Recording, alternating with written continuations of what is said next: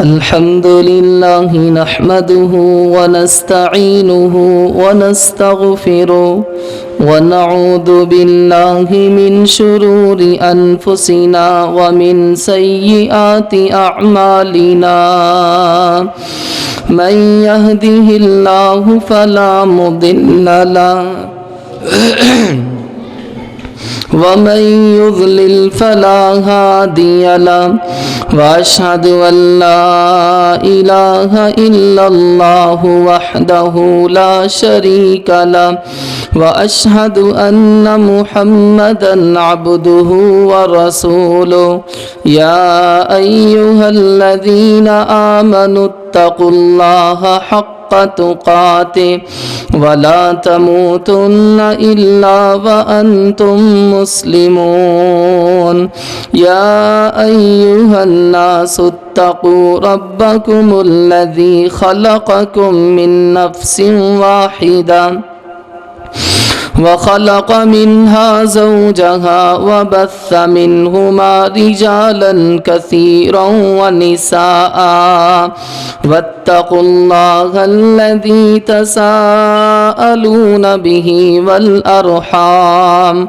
إن الله كان عليكم رقيبا يا أيها الذين آمنوا اتقوا الله وقولوا قولا سديدا يصلح لكم أعمالكم ويغفر لكم ذنوبكم ومن يطع الله ورسوله فقد فاز فوزا عظيما أما بعد فإن خير الحديث كتاب الله وخير الهدي هدي محمد صلى الله عليه وسلم وشر الأمور محدثاتها وكل محدثة بدعة وكل بدعة ضلالة وكل ضلالة في النار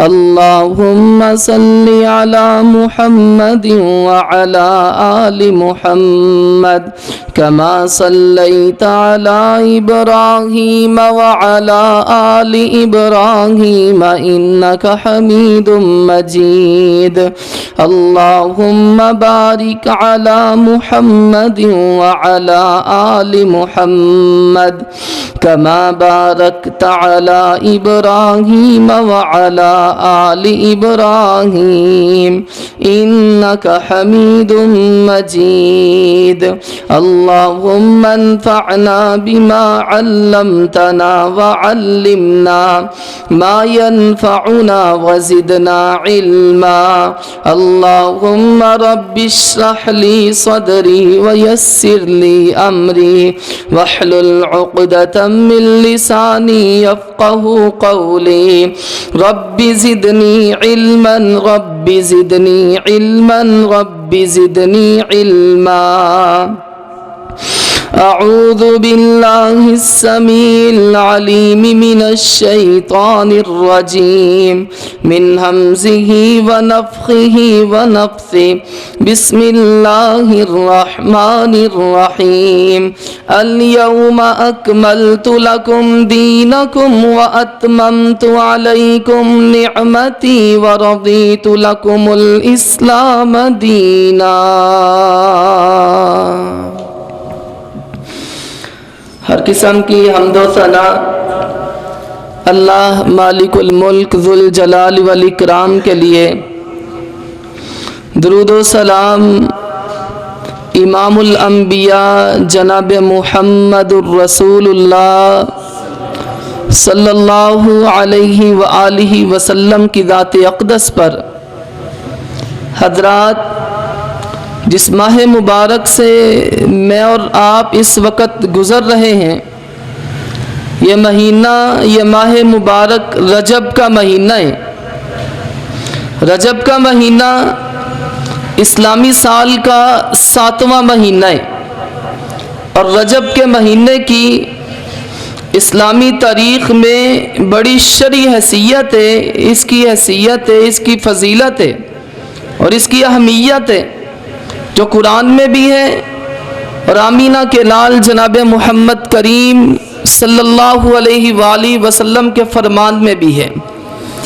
اللہ تعالیٰ نے فرمایا ان عدت الشہور عند اللہ 12 شہرا فی کتاب اللہ یوم خلق السماوات والارض منها 4 حرم۔ جب سے یہ زمین و آسمان کا نظام قائم ہے اس وقت سے لے کے آج تک اور قیامت تک مہینوں کی تعداد 12 ہیں۔ ان 12 مہینوں کی تعداد میں منہا 4 حرم 4 مہینے حرمت والے ہیں، عزت والے ہیں، یعنی باقی مہینے بھی عزت والے ہیں لیکن ان کی حرمت، ان کی عزت اور ان کا احترام کچھ زیادہ ہی ہے۔ تو فرمایا 4 مہینے ان میں حرمت والے۔ نبی کریم صلی اللہ علیہ وآلہ وسلم کی حدیث مبارکہ کو ساتھ ملائیں تو بات مزید واضح ہوتی ہے۔ 3 متوالیات، 3 مہینے مسلسل، 11واں، 12واں اور پہلا ذوالقعدہ، ذوالحجہ اور محرم، یہ 3 مہینے حرمت والے۔ اور ایک فرمایا رجب کا مہینہ ہے کہ جس مہینے سے ہم اس وقت گزر رہے ہیں، یہ رجب کا مہینہ وہ مہینہ ہے کہ جس کا احترام زمانہ جاہلیت میں بھی کیا جاتا تھا۔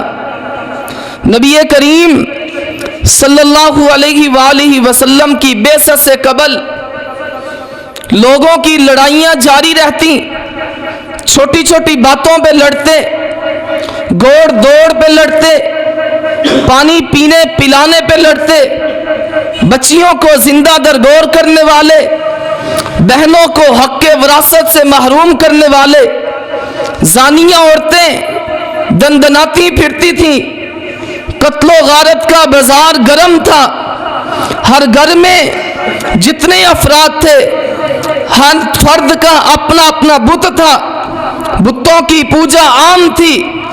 ایسے جاہلیت کے زمانے میں بھی رجب کے مہینے کا احترام تھا۔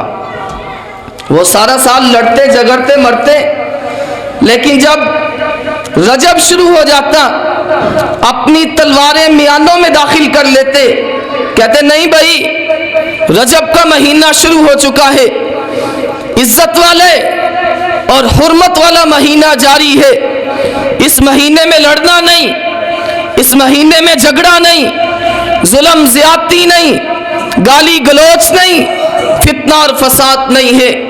اس رجب کا احترام وہ جاہلیت میں بھی کیا جاتا تھا، لیکن آج زمانہ اسلام میں کلمہ پڑھنے والے مسلمانوں کے معاشرے میں رجب کا احترام نہیں۔ اللہ فرماتے ہیں فَلَا تَظْلِمُوا فِيهِنَّ أَنفُسَكُمْ، اس مہینے میں ظلم نہ کرو۔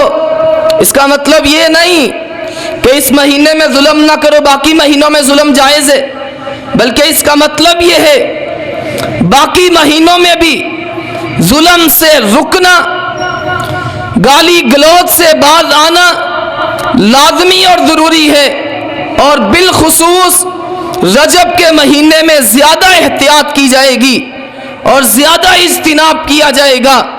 فَلَا تَظْلِمُوا فِيهِنَّ أَنفُسَكُمْ۔ امام ابن کثیر رحمہ اللہ تعالی اس آیت مبارکہ کی تفسیر میں لکھتے ہیں، عبداللہ ابن عباس رضی اللہ تعالی عنہما فرماتے ہیں کسی کو گالی دینا باقی مہینوں میں اور گالی دینا رجب کے مہینے میں، کسی پہ ظلم کرنا باقی مہینوں میں اور کسی پہ ظلم کرنا رجب کے مہینے میں، کسی کا مال لوٹنا باقی مہینوں میں اور کسی کا مال لوٹنا رجب کے مہینے میں، اگرچہ یہ گناہ ہے، اگرچہ یہ ظلم ہے، اگرچہ یہ زیادتی ہے، لیکن رجب کے مہینے میں بندہ جو ظلم و زیادتی کرتا ہے باقی مہینوں کی نسبت یہ گناہ کا حجم بڑھ جاتا ہے۔ ظلم کا حجم اور وزن بڑھ جاتا ہے. اس لیے اس رجب کے مہینے میں ظلم و زیادتی سے، فسق و فجور سے، فتنہ اور فساد سے باز آ جاؤ. اور دوسری بات، جتنا یہ مہینہ محترم تھا، احترام والا تھا، اتنا ہی اس مہینے کے احترام کو پامال کر دیا گیا.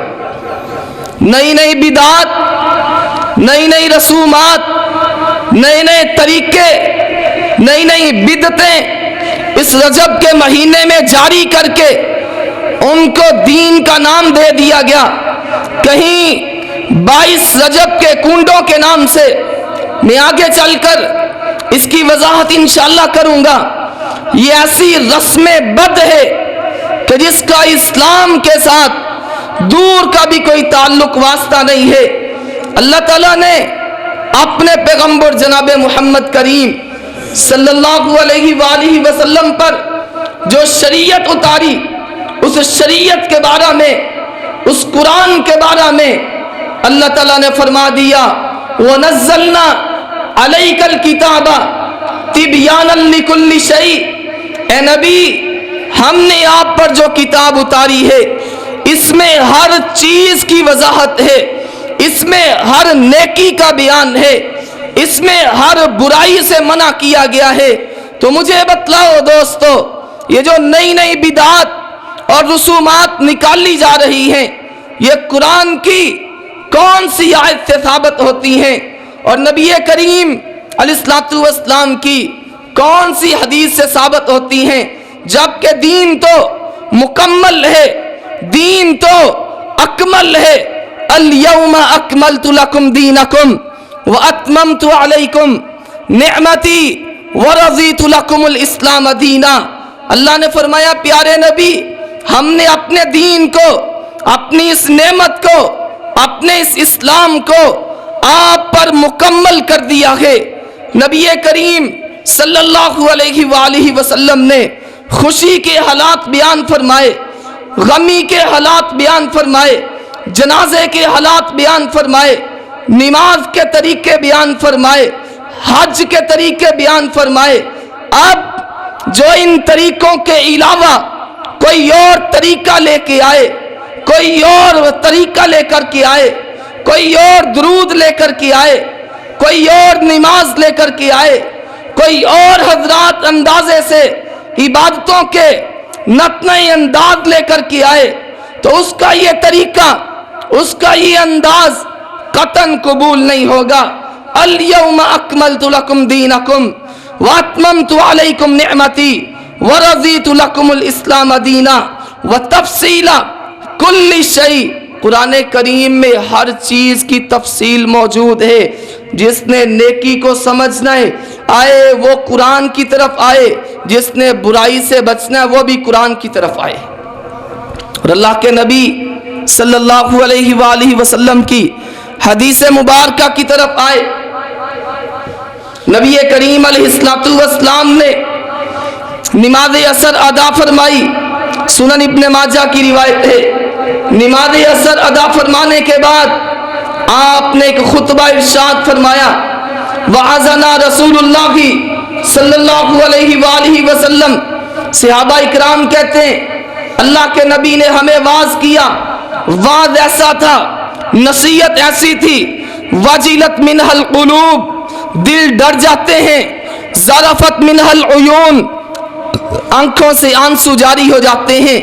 ہم نے عرض کیا اللہ کے نبی علیہ الصلوۃ والسلام، آپ کے واعظ سے اور آپ کی نصیحت سے لگتا ہے کہ آپ دنیا چھوڑ کے جانے والے ہیں، ہمیں کوئی نصیحت فرما دیں. نبی کریم صلی اللہ علیہ وسلم نے فرمایا اوصیکم بتقوی اللہ، میں تمہیں نصیحت کرتا ہوں کہ اللہ سے ڈر کر زندگی بسر کرنا. اللہ کے نبی اور فرمایا وَمَن يَعِشْ مِنْكُمْ فَسَيَرَى اخْتِلَافًا كَثِيرًا، جو بندہ میرے بعد زندہ رہا وہ بہت زیادہ اختلاف دیکھے گا.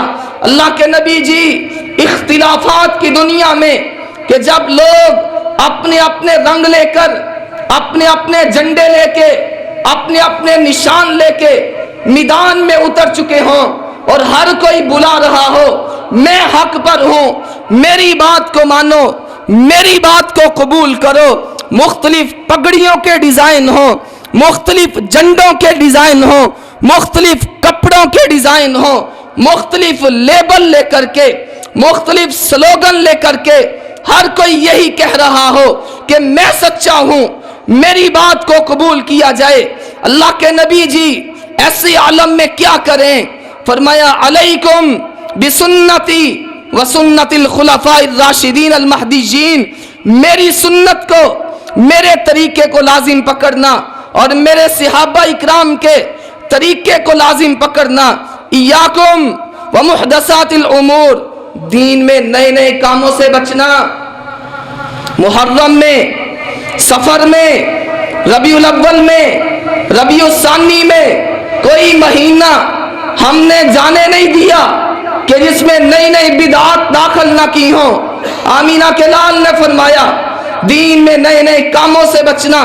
ومحدثات الامور وشر الامور محدثاتها وکل محدثۃ بدعہ، ہر وہ کام کہ جسے دین سمجھ کے کیا جائے لیکن وہ رب کے قرآن میں نہ ہو، اللہ کے نبی صلی اللہ علیہ وسلم کی مہر نہ ہو، وہ دین نہیں ہے دوستو، وہ بدعت ہے۔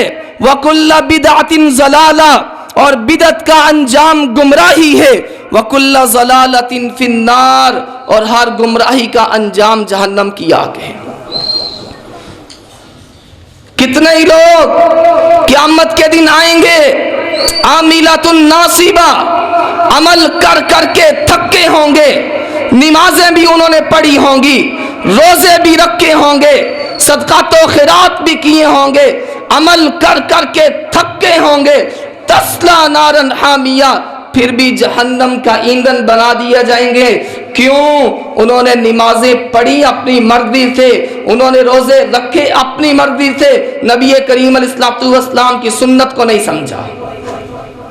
نماز اس طرح ہے، صلو کما رأیتمونی اصلی، جس طرح نماز تم نے مجھے پڑھتے ہوئے دیکھا ہے۔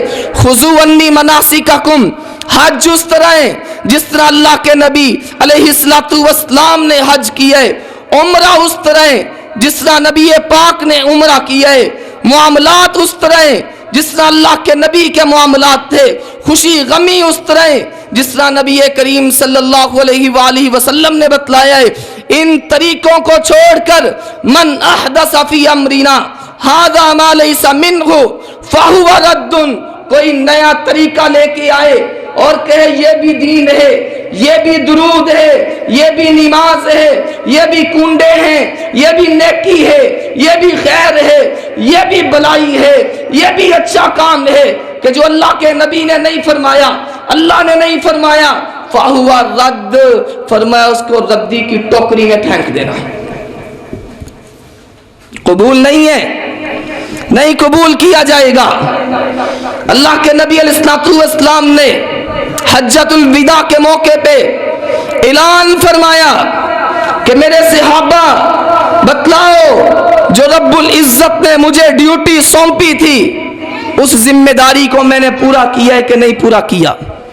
صحابہ اکرام نے عرض کیا اللہ کے نبی علیہ الصلوۃ والسلام آپ نے پورا کیا ہی نہیں، پورا کرنے کا حق ادا کر دیا ہے۔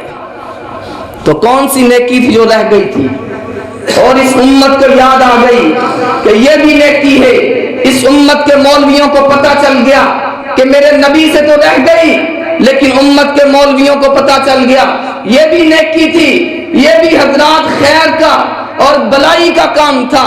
جبکہ اللہ تعالیٰ کے نبی صلی اللہ علیہ وآلہ وسلم نے مجمع عام میں لوگوں سے پوچھا اور تمام لوگوں نے اس بات کا اعلان کیا اور تمام لوگوں نے اس بات کی گواہی دی اللہ کے نبی جی آپ نے حق رسالت ادا کر دیا ہے، جو ذمہ داری رب العزت نے لگائی تھی آپ نے پوری کر دی ہے۔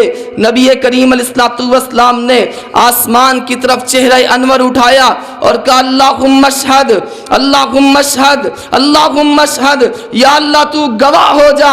اے اللہ زمین پہ زمین والے گواہیاں دے رہے ہیں، آسمان والے آسمان پہ تو گواہ ہو جا، مجھ محمد پر صلی اللہ علیہ وآلہ وسلم جو ڈیوٹی لگائی گئی میں نے اس کو پورا کر دیا ہے۔ تو اس کے بعد جو انسان کوئی سمجھے کہ یہ بھی نیکی اور یہ بھی نماز اور یہ بھی روزہ اور یہ بھی خیر کا کام ہے، وہ خیر کا کام نہیں ہوگا، وَكُلَّ بِدْعَةٍ ضَلَالَةٍ، وہ طریقی اور گمراہی کا کام ہوگا۔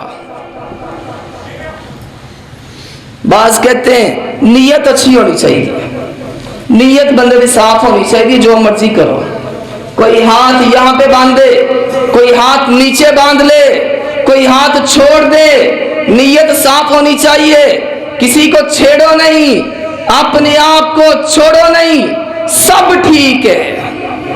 یہ سب ٹھیک دنیا کے کاموں میں نہیں چلتا تو دین کے کاموں میں کیسے چلاتے ہو؟ یہ سب ٹھیک دنیا کے معاملات میں نہیں چلتا تو دین کے کاموں میں کس طرح چلے گا؟ ٹھیک وہی ہے جو قرآن میں ہے، ٹھیک وہی ہے جو آمینہ کے لال کے فرمان میں ہے۔ صحابہ اکرام سے بڑھ کر پاکیزہ نیت کن کی ہو سکتی ہے؟ آپ نے سنی ہے وہ حدیث مبارکہ، اللہ کے نبی صلی اللہ علیہ وآلہ وسلم نے لوگوں کو حکم دیا قربانیاں کرو، اور جس نے قربانی نماز سے پہلے کر لی اس کی قربانی کوئی نہیں، وہ عام ذبیحہ ہوگا۔ ایک صحابی رسول نے نماز سے پہلے قربانی کر لی، نماز ابھی پڑھی نہیں، قربانی پہلے ہی کر لی۔ نبی کریم علیہ السلام کو پتہ چلا، فرمایا یہ عام بکری کا گوشت ہے، قربانی نہیں ہے۔ اللہ کے رسول علیہ السلام جی، اس کی نیت بڑی خالص تھی، اس کی نیت بڑی صاف تھی۔ کیا نیت تھی اس کی؟ اس کی نیت یہ تھی کہ مدینہ کی گلیوں میں سب سے پہلے میری بکری کا گوشت تقسیم ہو، میرے ہمسایوں تک میری بکری کا گوشت جائے سب سے پہلے، اس لیے اس نے قربانی نماز سے پہلے ہی کر لی ہے۔ اللہ کے نبی علیہ السلام نے فرمایا اس کی قربانی نہیں ہے۔ کوئی بھی نیک عمل ہے اس کی قبولیت کے لیے عمل کی نیت کا خالص ہونا اور عمل بھی سنت کے مطابق ہونا، عمل بھی رسول اللہ صلی اللہ علیہ وسلم کی سنت کے مطابق ہو اور نیت بھی خالص ہو۔ صرف نیت کا خالص ہونا یہ کافی نہیں ہے جب تک نبی کریم صلی اللہ علیہ وآلہ وسلم کی سنت کے مطابق عمل نہیں ہوگا۔ جامع ترمذی کی روایت ہے، اللہ کے رسول صلی اللہ علیہ وآلہ وسلم نے ایک قافلہ روانہ کیا، قافلے کے امیر عبداللہ بن رواحہ رضی اللہ تعالی عنہ جلیل القدر صحابی رسول، جمعے کا دن تھا، اللہ کے نبی علیہ السلام نے قافلہ روانہ کیا۔ امیر صاحب کی نیت دیکھو، قربان جاؤں، امیر صاحب کی نیت پہ کہنے لگے عبداللہ بن رواحہ رضی اللہ تعالیٰ عنہ اپنے ساتھیوں سے کہتے ہو تم جاؤ، میں نبی کریم علیہ السلام کے پیچھے جمعہ پڑھ کے پھر آؤں گا۔ نیت بڑی خالص تھی کہ جنگی سفر ہے، جہادی سفر ہے، پتہ نہیں نبی کریم علیہ السلام کا دیدار پھر نصیب ہو کہ نہ ہو، آپ کے پیچھے جمعہ پڑھنا پھر نصیب ہو کہ نہ ہو۔ نیت بڑی خالص تھی، اپنے ساتھیوں سے کہتے ہو تم جاؤ میں جمعہ پڑھ کے آؤں گا۔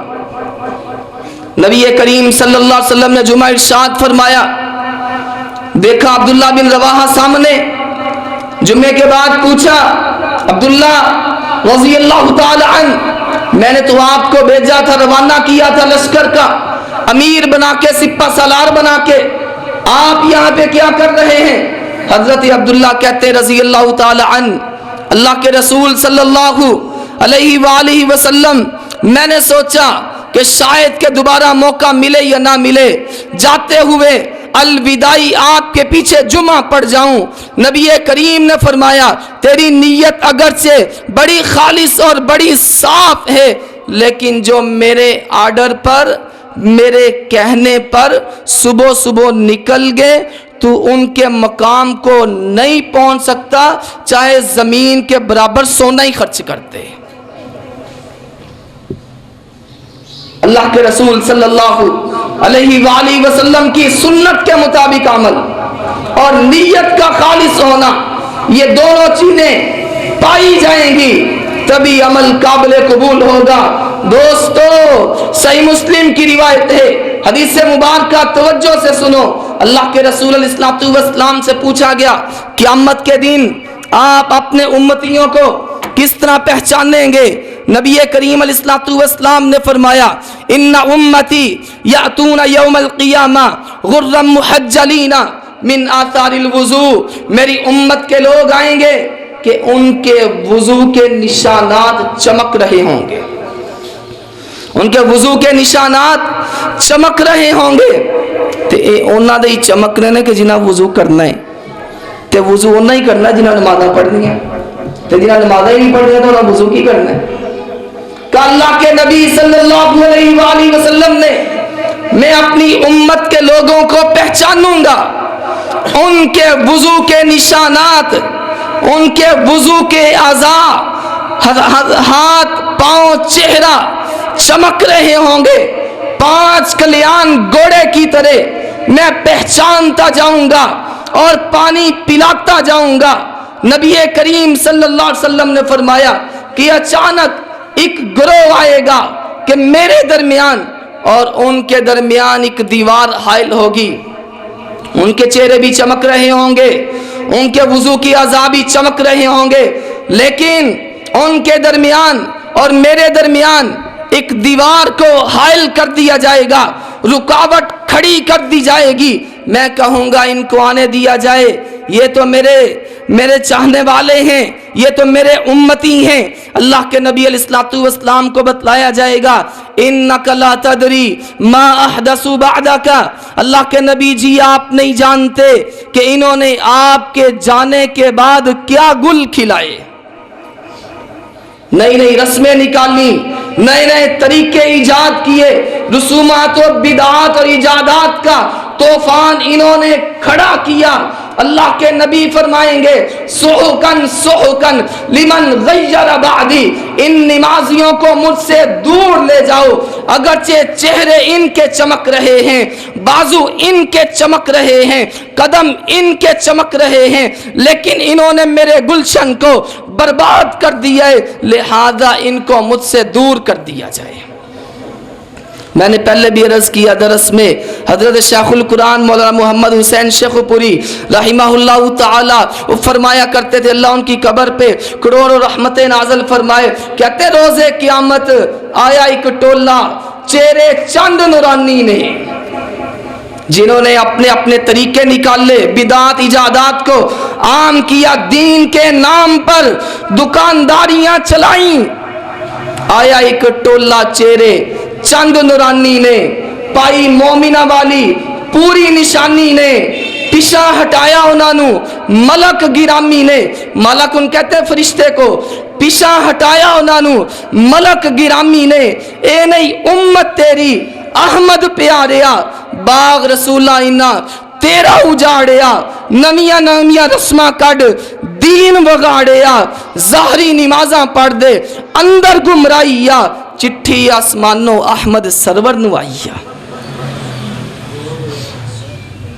ظاہری نمازیں، اندر گمرائی، اندر بدعت اور ایجادات اور خرافات، نئے نئے طریقے۔ اللہ کے نبی فرماتے ہیں ان کو مجھ سے دور کر دیا جائے۔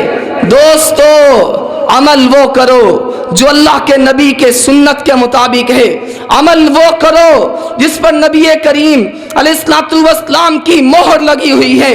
مجھے حیرانگی ہے ان لوگوں پر کہ کچھ فتوے عوام نے ہر وقت ہاتھ میں پکڑ کے رکھے ہیں اور کوئی موقع ہاتھ سے جانے نہیں دیتے کہ فٹ فتوہ لگا دیتے ہیں۔ اپنے بھائیوں سے کہو او بھائی جان اے جنہوں تسی جنازہ چک دے ہو نا، اے جنازہ جنہوں چک دے ہو نا، تے جنازے دے موقع تے یہ جو آوازیں نکالتے ہو نا، کلمہ شہادت، کلمہ شہادت، ادھر سے آواز آ رہی ہے، ادھر سے آواز آ رہی ہے، ادھر سے آواز آ رہی ہے، خدا کا واسطہ ہے ہم تم سے جگڑتے لڑتے الجھتے نہیں ہیں، ہمیں بتلا دیا جائے کہ مدینہ میں جنازے اٹھے، کسی ایک جنازے میں اس طرح کی آواز آتی تھی تو ہمیں بتا دو۔ وہ پتا کی کہندے ہیں، اگر جواب ملتا ہے تسی دے کلمے دے منکر ہو، تسی تے کلمے دے ہی منکر ہو، کی کلمہ شہادت کلمہ ہی پڑھی دے. ہاں تدفین کے بعد، میت کی تدفین کے بعد دوستو جب اذان پڑھی جاتی ہے ہم بڑے ادب سے درخواست کرتے ہیں، اور میرے بھائی یہ جو میت کی تدفین کے موقع پہ اذان پڑھنا تم نے شروع کر دی، اس کا ہمیں ثبوت دے دو. کوئی ایک روایت اللہ کے نبی صلی اللہ علیہ وسلم سے، کوئی ایک آیت مبارکہ قرآن کریم سے. اگوں کہنے فتویٰ فٹ آتا ہے، تسی دے اذان دے منکر ہو، تسی دے اذان ہی نہیں مانتے. اچھا جی. اور پھوڑی کے موقع پہ لوگ بیٹھے ہوتے ہیں، کوئی آتا ہے جو بھی آتا ہے وہ کہتے ہیں دعا کرو دعا کرو دعا کرو. اور جس رنگ میں بھی لوگ بیٹھے ہیں، کوئی اخبار پڑھ رہا ہو انہیں بھی دعا شروع کر دینا ہے، کوئی سگرٹ پی رہا ہے وہ بھی دعا شروع کر دینا ہے. تو کہا بھائی یہ کوئی دعا کا طریقہ نہیں ہے، یہ کوئی اسلوب نہیں ہے. بڑے ادب سے ہم درخواست کرتے ہیں، بڑے ادب سے گزارش کرتے ہیں، یہ دعا کا کوئی انداز نہیں. میرے نبی صلی اللہ علیہ وسلم نے اس طرح کا کوئی طریقہ بیان نہیں کیا. تو کہنے تسی یہ دعا ہی نہیں مانتے، دعا کے منکر ہو تم تو دعا ہی نہیں مانتے. ہاں بڑے ادب سے گزارش ہے، بڑے ادب سے گزارش ہے.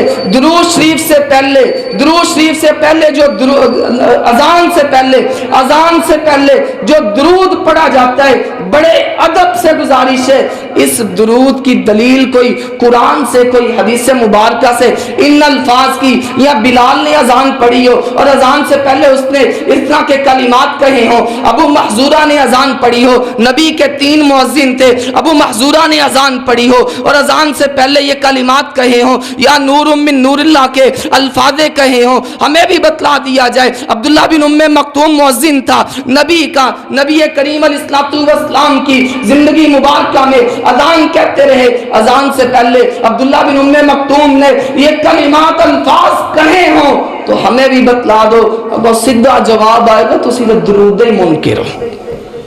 انا للہ و انا الیہ راجعون. اور کرونا کے دنوں میں جو تم چھتوں پہ چڑھ کے اذانیں کہا کرتے تھے، بڑے ادب سے گزارش ہے اس کی کوئی ایک دلیل، کوئی ایک روایت مبارکہ دلیل پیش نہیں کر سکتے، ثبوت نہیں دے سکتے، پروف نہیں دے سکتے، حوالہ نہیں دے سکتے. ہاں اتنا ضرور جواب آئے گا تو اسی اذان ہی نہیں مانتے. جناب محترم، میت کے اگلے دن یا تیسرے دن یا 7ویں دن یا 10ویں دن کیلے مالٹے رکھ کر کے مولوی کو بلا کر کے اور حضرات پڑھا کر کے کھا پی کر کے اور چلیسویں اور سالانہ اور ماہانہ اور ششمائی اور سیمائی اور ششمائی، یہ طریقے جو مروج ہیں قائم ہیں. جناب محترم اس کی کوئی دلیل ہو تو ہمیں بھی بتلا دیا جائے. آگے سے جواب ملتا ہے کہ اسی قرآن ہی پڑھے تو اسی قرآن بھی نہیں مانتے. سبحان اللہ سبحان اللہ سبحان اللہ، کیا بات ہے دوستو. ہاں ہماری طرف آگرہ. ہم اللہ کے فضل سے درود بھی مانتے ہیں، اللہ کے فضل سے قرآن بھی تسلیم کرتے ہیں، اللہ کے فضل سے اذان بھی تسلیم کرتے ہیں، لیکن وہ کام کرتے ہیں جو میرے رسول نے کروائے ہیں اور جو میرے رسول نے کیے. اچھا اگر یہ اذان پڑھنا دوستو ہر جگہ پہ جائز ہے، پڑھی جا سکتی ہے تو پڑھا کرو. پھر جنازے سے پہلے بھی پڑھا کرو، عید سے پہلے بھی پڑھا کرو، عید الفطر سے پہلے بھی پڑھا کرو، عید الاضحیٰ سے پہلے بھی پڑھا کرو. سال میں 1 مرتبہ حج ہوتا ہے، ہاں سال میں 2 مرتبہ حج کا انتظام کر لیا کرو. فجر کی 2 رکھتے ہیں، 3 پڑھا کرو، ظہر کی 4 ہیں، 5 پڑھا کرو، عصر کی 4 ہیں، 5 پڑھا کرو. ثواب کا ہی کام ہے، نیکی کا ہی کام ہے. کیوں جی؟ نیکی کا ہی کام ہے، کرنا چاہیے. کون منع کرتا ہے؟ 5ویں رکعت پڑھو گے تم، اس میں ذکر کرو گے، اذکار کرو گے، فاتحہ پڑھو گے، آگے سے قرآن کی سورت پڑھو گے، لیکن نہیں. کیوں نہیں؟ اس لیے کہ سلو کما رأیتمونی اصلی، نماز اس طرح، قرآن اس طرح، درود اس طرح، روزہ اس طرح، حج اس طرح، زکوٰۃ اسی طرح، صدقات و خیرات اسی طرح، نذر و نیاز اسی طرح، جس طرح طریقہ میرے نبی نے بتلایا ہے، جس طریقے پہ میرے نبی صلی اللہ علیہ وآلہ وسلم کی مہر ہے، ہاں آج 21 رجب ہے، 21 رجب ہے، کل 22 رجب، 22 رجب کو لوگ کہتے ہیں جی کنڈے بڑھنے چاہیے۔ تو میں بتلا دوں ان کنڈوں کی تحقیق اور کنڈوں کی ریسرچ اور ان کنڈوں کی حیثیت کیا ہے۔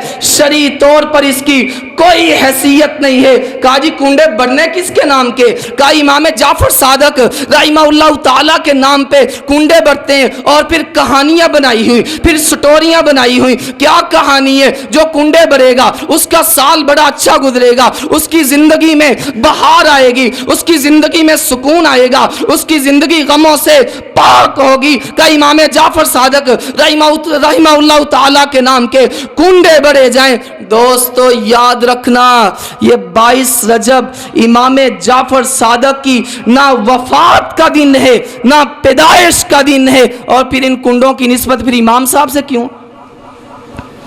نہ تو یہ ان کی پیدائش کا دن ہے نہ یہ ان کی وفات کا دن ہے، تو پھر ایک نسبت اول کیوں؟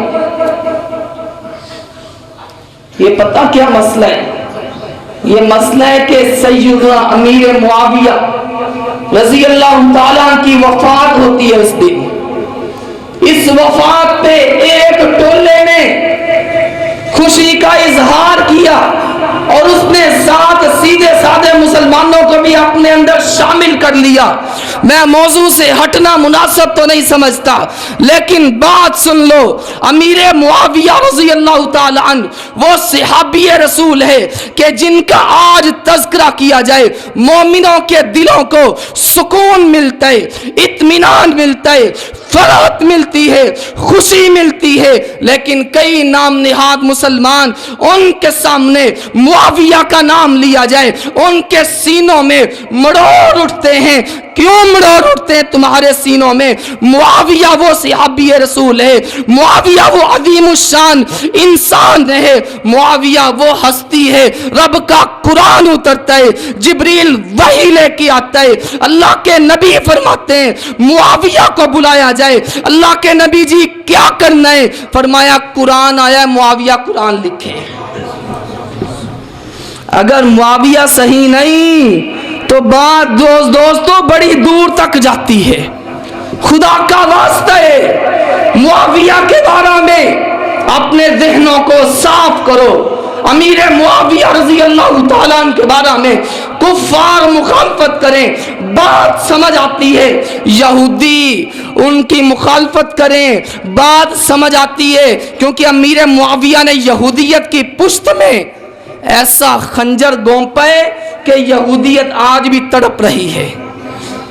اچھا وہ مخالفت کریں، وہ برا بلا کہیں، بات سمجھ آتی ہے کہ ان کی پشت میں خنجر گونپا گیا ہے، وہ تڑپ رہے ہیں۔ آج نام نہاد مسلمان، کلمہ پڑھنے والا مسلمان معاویہ پہ بونکے وہ اپنے ایمان کی خیر منائے۔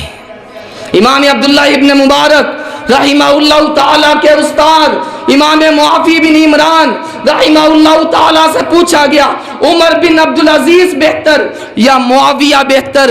کا پوچھتے ہو عمر بن عبدالعزیز بہتر ہے یا معاویہ بہتر ہے؟ بات سنو توجہ سے۔ عمر بن عبدالعزیز کے تقوی میں، طہارت میں، ان کی للہیت میں، ان کی خشیت میں، ان کی عاجزی انکساری میں کوئی شک نہیں ہے، لیکن عمر بن عبدالعزیز جیسے ہزاروں انسان معاویہ کی عظمت کا مقابلہ نہیں کر سکتے۔ معاویہ وہ ہے جس نے حضور کے پیچھے نمازیں پڑھی ہیں، معاویہ وہ ہے جو رشتے میں حضور کے سالے لگتے ہیں، معاویہ وہ ہے جن کو امت کا ماموں کہا گیا، معاویہ وہ ہے جنہوں نے 39 سال دور حکومت کی ہے، معاویہ وہ ہے جس نے بحری بیڑے کا انتظام کر کے اللہ کے نبی سے بشارتیں حاصل کی ہیں، معاویہ وہ ہے جس کے بارے میں میرے نبی نے فرمایا اللہم علمہ الکتاب والحساب ووقہ العذاب، یا اللہ معاویہ کو کتاب کی تعلیم دے، حساب کی تعلیم دے، اور اس کو عذاب سے بچا لے۔ جس کے بارے میں میرا نبی دعائیں کرے تمہیں اس کا نام سن کے مروڑ اٹھے. 65 لاکھ مربع میل پہ حکومت کرنے والا اور اسلام کے پرچم کو لہرانے والا، قبرص تک، آذربائیجان تک، مصر، ترکی، استنبول تک اسلام کے پرچم کو لہرانے والا وہ معاویہ ہے رضی اللہ تعالی عنہ. آج اس معاویہ کے بارے میں زبانیں کھولی جائے اور بونکا جائے اور اس کی وفات پر حضرات جشن کا سامان پیدا کیا جائے. بات دراصل لگتی ہے کہ دال میں کچھ کالا کالا ہے، کہ تانے بانے کہیں دشمنان رسول سے تو نہیں جا ملتے جو معاویہ سے دشمنی کرے. معاویہ رضی اللہ تعالیٰ جنتی صحابی ہے، امت کے ماموں ہیں، اللہ کے نبی علیہ الصلوۃ والسلام کی زوجہ محترمہ ام حبیبہ رضی اللہ تعالیٰ عنہ کے برادر لگتے ہیں. امیر معاویہ رضی اللہ تعالیٰ عنہ، ساری ان کی شان، سارے مقام اپنی جگہ پر. مجھے بتلاؤ کیا یہ چھوٹا مقام ہے کہ امیر معاویہ کاتب وحی ہے؟ وہی لکھتے ہیں، قرآن نازل ہوتا ہے، لکھتے ہیں امیر معاویہ رضی اللہ تعالی عنہ. امام احمد بن حنبل امام بخاری کے استاد ہیں. ان سے پوچھا گیا کہ پیارے امام صاحب بتلاؤ، بعض لوگ امیر معاویہ کی شان میں تنقیص کرتے ہیں، گستاخی کرتے ہیں، ہم ان کے ساتھ کیسا رویہ اختیار کریں؟ فرمایا جو امیر معاویہ کی شان میں تنقیص کرتا ہے، لا تواکلہ ولا تجالسہ ولا تشاربہ، تو اس کے ساتھ کھانا نہیں کھا، اس کے ساتھ پانی نہیں پی، وہ بیمار پڑ جائے اس کی عیادت نہ کر، وہ مر جائے اس کا جنازہ نہ پڑا. جو امیر معاویہ کی شان میں گستاخی کرے. ایک اور امام صاحب سے پوچھا گیا، عمر بن عبدالعزیز رحمہ اللہ تعالی افضل یا امیر معاویہ؟ پہلے بھی میں نے عرض کیا ہے، اگلی بات نقل کرتا ہوں. کہا امیر معاویہ رضی اللہ کے بارے میں پوچھتے ہو، امیر معاویہ نے جس گھوڑے پہ سوار ہو کر جہاد کیے، اس گھوڑے پہ کی ناک میں نتھنے میں جو گرد پڑی ہے وہ عمر بن عبدالعزیز سے افضل ہے. کیا بات کرتے ہو امیر معاویہ کی؟ من سب علیہ لعنت اللہ والملائکۃ والناس اجمعین. فرمایا جو نبی کے کسی صحابی پہ بونکتا ہے اس پر اللہ کی لعنت ہے، فرشتوں کی لعنت ہے، دنیا کائنات کے لوگوں کی لعنت ہے. نہ اس کا کوئی فرض قبول ہے نہ اس کا کوئی نفل قبول ہے. کس کو جرأت امیر معاویہ پہ بولے؟ کون ہوتا ہے حضرات کوئی امیر معاویہ رضی اللہ تعالیٰ عنہ کی شان میں تنقیص اور گستاخی کرے، جس کو میرے نبی نے جنت کی بشارتیں سنائی، جس کو میرے نبی نے جنت کی ضمانتیں سنائی؟ تو اللہ کا واسطہ ہے اس 22 رجب کے کنڈوں کے چکروں میں جو دشمن امیر معاویہ ان کا ساتھ نہ دو. یہ روایت آئی کہاں سے؟ یہ مسئلہ ملا تمہیں کہاں سے؟ یہ بات تمہیں ملی کہاں سے؟ یہ بدعت آئی کہاں سے؟ دین تو 1400 سال پہلے مکمل ہے. قرآن کی کوئی آیت دکھا دو، حدیث مبارکہ میں سے کوئی حدیث مبارکہ دکھا دی جائے کہ جس میں لکھا ہو جی جناب 22 رجب نا کنڈے پر ہو گئے تھے سواب دا تے نیکی دا بڑا کام میں تے تہاڑیاں مشکلات آسان ہو جان گیاں. اليوم اکملت لکم دینکم واتممت علیکم نعمتی ورضیت لکم الاسلام دینا وان ھذا صراطی مستقیما فاتبعوہ. لوگو یہ میرا راستہ ہے جو سیدھا راستہ ہے، اسی کی پیروی کرو.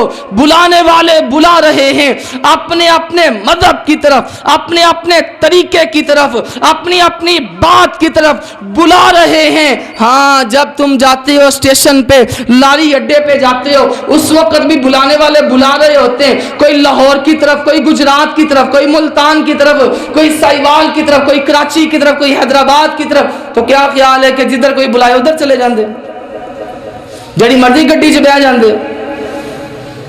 جب دنیا کے معاملات میں دنائی اور عقل مندی کا ثبوت دیتے ہو، دینا چاہیے، دین کے معاملات میں بھی ریسرچ کیا کرو، دین کے معاملات میں بھی تحقیق کیا کرو، دین کے معاملات کو بھی سمجھا کرو کہ کوئی حضرات میرا ایمان تو نہیں برباد کر رہا، کوئی میرا مال تو نہیں ضائع کر رہا، کوئی میرا مال تو نہیں لوٹ رہا، ان سے بھی بچا جائے، ان سے بھی اجتناب کیا جائے۔ اللہ رب العزت پر اللہ رب العزت نے اپنے نبی صلی اللہ علیہ وآلہ وسلم پر وہ کتاب اتاری ہے کہ جس کے شروع میں فرما دیا الف لام میم ذالک الکتاب لا ریب فیہ، یہ ایسی کتاب ہے کہ اس میں کوئی شک نہیں ہے، اس میں کوئی شک نہیں ہے۔